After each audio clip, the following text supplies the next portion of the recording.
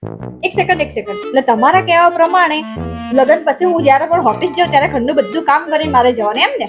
તમારો જ ફાયદો છે ને, તમારી જ સરળતા માટે છે આ બધું. કઈ રીતે? જ્યારે તમે સવારે ઉઠો બરોબર, વહેલા નાસ્તો બનાવી દીધો બરોબર, સાથે સાથે ઘરના જેટલા પણ કામ છે, કચરા પોતું વાસણ વોટેવર જે બી હોય કામ, એ બધું તમે પટાઈ દીધું બરોબર, સાથે સાથે બપોરનું લંચ પણ બનાવી દો, જેથી ઓફિસના લંચ ટાઈમની અંદર તમારે ઘરે મમ્મી પપ્પાનું લંચ બનાવવા માટેની જરૂર જ ના પડે. તમારો જ ફાયદો છે. માનો કે મેં ઘરનું બધું કામ પતાવી દીધું, પછી ઓફિસ જઈ, ઓફિસનું બધું કામ પતાવીને પછી સાંજે ઘરે આવી, તો પછી મારે શું કરવાનું?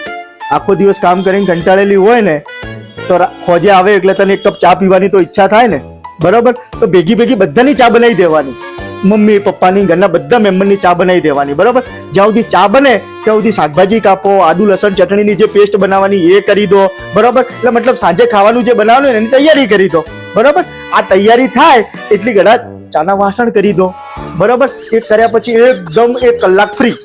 1 કલાકની અંદર તમે તમારી જે બી હોબી હે, મનગમતા ઘરના જે બી કામ હે તમારા એ પટાવો, જેવા કે છોકરાઓને લેસન કરાવવાનું, છોડવાઓને પાણી છાંટવાનું, આ બધા જે કામ એકદમ પટાવો.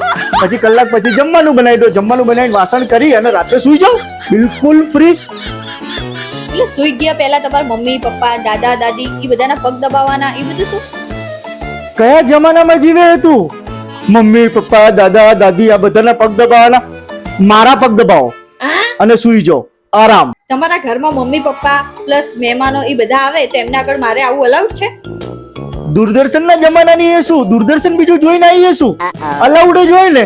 તમે ચા આપવા આવી શકો છો, પાણી આપવા આવી શકો છો, મહેમાનો સામે તમે એમ પૂછી શકો છો કે આજે જમવામાં શું બનાવવું છે, પણ હા આટલા સુધી ઘૂંઘટ રાખવું બિલકુલ જરૂરી છે હો.